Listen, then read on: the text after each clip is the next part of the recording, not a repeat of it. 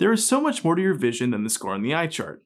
In this episode of OCuTALK, Dr. Emiko Vasquez and Dr. Ashley Nickell will be discussing vision therapy and how it can improve visual signs and symptoms in patients of all ages and address the root causes of many different eye conditions. Doctors? I want to talk to you. Not now, later. No, now.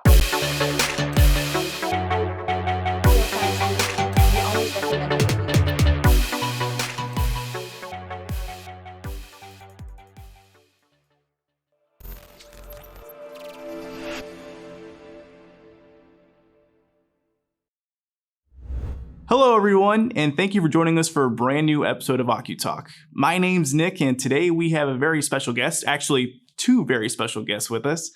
We have Dr. Emiko Vasquez and Dr. Ashley Nickell joining us today. Dr. Vasquez, Dr. Nickell, thank you so much for joining us. Thank you so much for having us. Well, thank you guys for both showing up and talking with us today. So before we get started, I was hoping that maybe you guys could introduce yourselves to our audience. Sure. Hi, I'm Dr. Vasquez. I graduated from the Southern California College of Optometry in Fullerton, California. After I graduated from SCCO, I pursued a vision therapy and rehabilitation residency at a private practice in Austin, Texas, where I got to see different, thousands of patients from age 2 to 99 with different conditions such as convergence insufficiency, computer digital eye strain, all the way from strabismus to amblyopia. After I completed my residency, I moved back home to Northern California, where I'm originally from, and I currently am working at 2 private practices, splitting my time between primary care and vision therapy. And then I'm also an adjunct clinical professor at SUNY Optometry School, where I see 4th-year interns that rotate through our practice. Well, perfect. Thank you again for that introduction, Dr. Vasquez. And Dr. Nickell, if you want to introduce yourself to our audience as well. Yeah, of course. Hi, everyone. I'm Dr. Nickell. I also graduated from SCCO, and I completed the pediatric optometry and vision therapy residency there. During residency, I was fortunate enough to gain a lot of experience in diagnosing, managing, and treating various pediatric and vision therapy cases. After residency, I continued at SCCO as an assistant professor, helping teach various classes as well as precepting in the pediatric optometry and vision therapy clinics. I also worked part-time in a private practice during that time, doing primary care and vision therapy. But most recently, I've actually moved up to Northern California, where I'm just in a private practice setting right now and still on the hunt for a vision therapy practice to join. Well, excellent. Thank you for that introduction, Dr. Nickell. And again, thank you both for joining us today. So for our discussion today, we were hoping that you guys could explain what neuro-optometric vision therapy is. What exactly is that? Yeah, so vision therapy can address multiple concerns that maybe glasses and contact lenses don't address. So this can include conditions that cause symptoms such as blurred vision, double vision, computer eye strain, headaches, especially located in this frontal brow region. So people might complain of brow aches, tracking difficulties. So they're saying, oh, I have to reread the same line, or I lose place of where I'm reading when I'm in a textbook. It can also be balance dysfunction or even difficulties processing. So I can see that, but once I read it, I'm not sure what is happening. So I can't think through it, the comprehension component and understanding what we're seeing. Right. And vision therapy can provide improvements in the visual system and actually recover from some of these symptoms that the patient may be experiencing, unlike efforts to just kind of teach someone how to compensate with those problems that they have. Well, perfect. Thank you for that explanation, both Dr. Vasquez and Dr. Nickell. Thank you for that. And so are there any different types of vision therapy? Yeah, there are actually. So some different areas that vision therapy can address include visual efficiency or binocular vision. There's also visual information processing, as well as strabismus and amblyopia, acquired brain injury, and even sports vision. So we'd like to explain a little bit of each of these in depth. So visual efficiency or binocular vision therapy really works to improve, your eye movements or tracking, eye focusing, and eye teaming abilities. Here we're able to address some common conditions such as convergence insufficiency, accommodative insufficiency, as well as saccadic dysfunctions, just to name a few. We commonly see these conditions cause symptoms related to eye strain, becoming very tired when reading, losing your place while reading, double vision, or words kind of moving on the page. Visual information processing, that works to kind of improve how well the brain and eyes work together to process or interpret what is seen. Good visual information processing means kind of being able to quickly and accurately process and analyze what is being seen, and then maybe later recall kind of that from your visual memory. So visual spatial skills, which kind of fall under that umbrella of visual information processing, are important in the awareness of kind of the world around you, or the world around me. If someone has problems with kind of poor visual spatial skills, they may have difficulties with, their lefts and their rights, reversals of letters, numbers, or words, and they may have difficulty kind of organizing themselves, in space around them. Visual analysis skills, which are important in the ability to kind of recognize, recall, and manipulate visual information. Those with kind of difficulties in that area of visual analysis may have difficulties learning the alphabet, trouble with math concepts, confusion of similar looking words, or even difficulties with spelling. And finally, visual motor integration is really just kind of the general ability to integrate these visual skills with our motor skills. So those with poor visual motor skills can have difficulties maybe copying written work, cutting with scissors, or even drawing. Right. And then there's strabismus and amblyopia vision therapy, and strabismus, otherwise known as eye turn. That is when one eye or both eyes might be turning outward, called an exotropia, inward, called an esotropia, upward, called a hypertropia, or downward, called a hypotropia. And prognosis and treatment of these patients will depend on how often is the eye turning. Is it all the time? Is it sometimes? Which eye is turning? Is it one eye? Is it both eyes? And also, how big is the eye turn? Is it very large, or is it apparent, or is it kind of just small? And then the therapy would target at improving the visual function of these patients using the two eyes as a team together so that they're able to have proper depth perception, or it might be even cosmesis depending on the goals of the patient. Conversely, amblyopia, otherwise known as lazy eye, is when maybe one eye or both eyes isn't seeing 20/20, even despite the best glasses or contact lens prescription. And this can happen for a multitude of reasons, including high refractive error, unequal refractive error between the two eyes, an eye turn like we just mentioned, or even pathology that happens as a child, such as congenital cataracts. In these cases as well, the therapy would be to improve the visual acuity of these patients and also the visual function so that they are able to use the vision that they do have. And this is done through vision therapy, patching, atropine therapy, as well as a bunch of different activities that would be to helpfully use both eyes equally. Then the next one Ashley mentioned was acquired brain injury. And acquired brain injury can happen either due to a stroke or a concussion. And in these patients, some of the symptoms they may be experiencing is difficulties tracking, headaches, eye strain, double vision, visual field loss, and a lot of balance dysfunction and light sensitivity, and even processing like she talked about. So for these patients, we use different tools such as prisms, filters to help with their light sensitivity, in addition to the vision therapy to help them regain that function that they had prior to the brain injury. And then lastly, sports vision therapy or sports training. This is for our athletes out there that want to improve their game. So someone could be just starting as an athlete, or even some pro athletes. I know there's an NFL football player that also did a little bit of vision therapy, and it's to improve things such as their reaction speed. How fast can you see the ball and recognize that it's there? Can you keep up with a ball that's moving at hundreds of miles per hour? Or even improve your binocular vision and your depth perception of these items. So at any level of athlete could benefit from vision therapy as well. Well, excellent information, Dr. Vasquez. Dr. Nickell, thank you so much for that information. And so when would someone need vision therapy? Are there telltale signs that we should be on the lookout for? Yeah, so vision therapy is used to treat several conditions, as we kind of mentioned previously.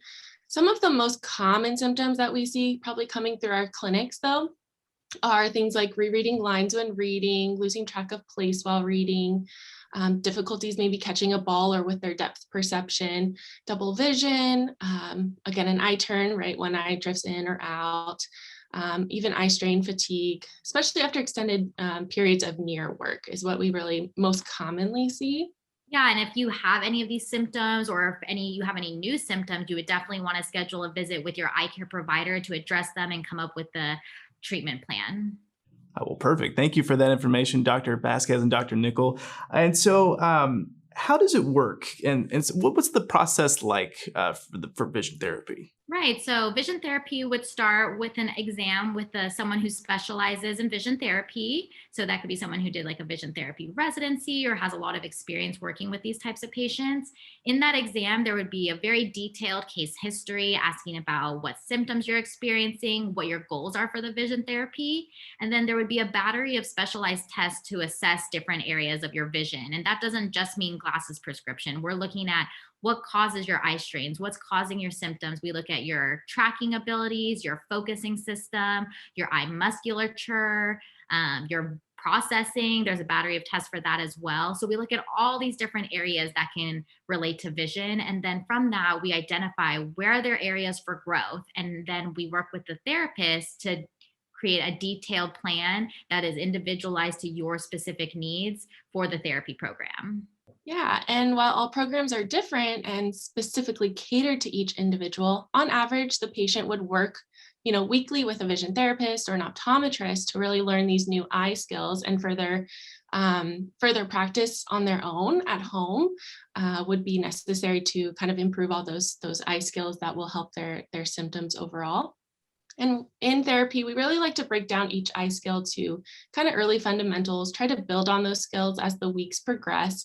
And overall, we're really looking to improve the patient's symptoms for an overall more comfortable and healthy visual system. Well, perfect. Thank you both for that information. And I know you both probably touched on it a little bit early on in the interview, but who would be ideal for vision therapy as far as patient-wise? I think anyone is a great vision therapy candidate. I mean, I know I've and probably Ashley as well has had patients from as young as 1 year old. My oldest patient, I think, was 99 years old. So it really can be anyone who's experiencing those symptoms that we went over. Eye strain, prolonged near work causes a lot of eye strain and headaches for a lot of people during COVID, especially right now, or eye turns. Even if they weren't addressed when you were younger, there are things that you can still do about it. I think the research is showing that neuroplasticity and our ability to adapt even as we get older is just going longer and longer than what they originally thought. Yeah, and keep in mind, I think vision therapy patients, they should be motivated, willing to work hard, and have a real clear understanding of the expectations that vision therapy can provide. Well, perfect. Again, thank you for that information. I didn't know that you can have really young patients as of one, so that's it's pretty impressive. So, what are the benefits of comprehensive vision therapy? So I think we've mentioned probably quite a few throughout our talk already, but I would say the benefits of any vision therapy program is improvement of visual signs and symptoms. Our goal as vision therapy doctors or vision therapists, or really anyone involved in the patient's care, is to improve their quality of life, address any of those visual discomforts they are experiencing. And vision therapy is a great tool for anyone. Yeah, I totally agree. And the way I explain it to my patients, if you were to break your leg, yeah, putting the cast on it might heal the bones, but you also need to go to the physical therapy to learn how to reuse that muscle. It's the same thing with the eye. The eye has muscles all the way around it. So if there's something broken with it, if you just put glasses on, you're not really fixing the problem. It'd be like walking around with a crutch the rest of your life. You want to address the thing that's causing your symptoms so that you can have long-term benefits in the future. Oh, that's a great analogy. Thank you for that, Dr. Vasquez, and Dr. Nickell. Thank you for that answer as well.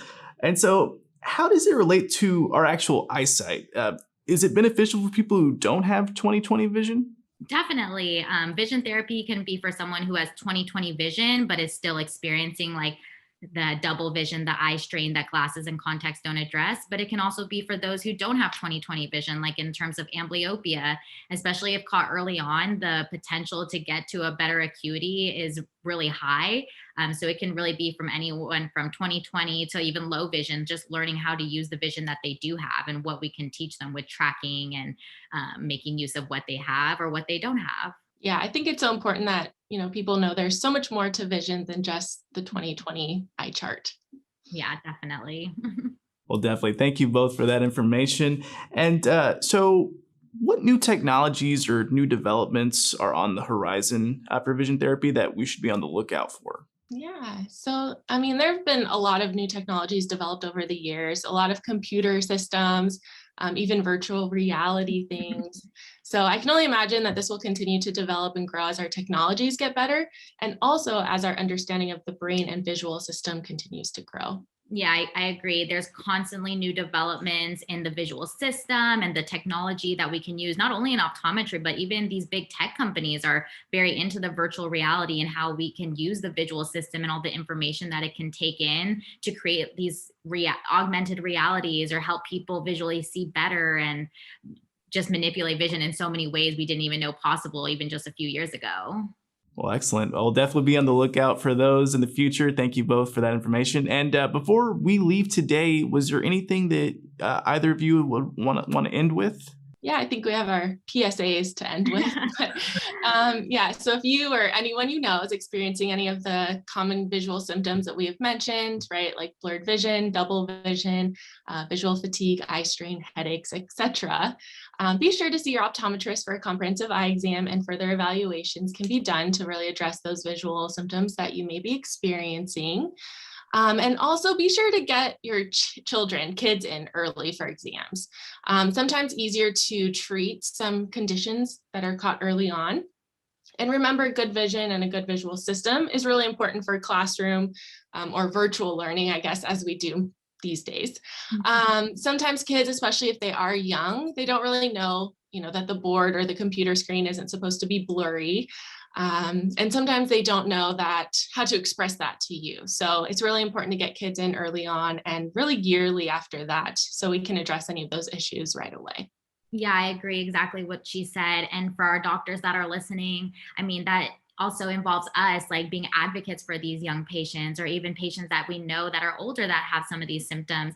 So if you have an adult patient, ask them, oh, have your kids been in for their first eye exam yet? And when could we get them in so that we can screen them, and explaining the importance of early screening, especially if both parents are nearsighted, then they have a higher chance of their kids also being nearsighted.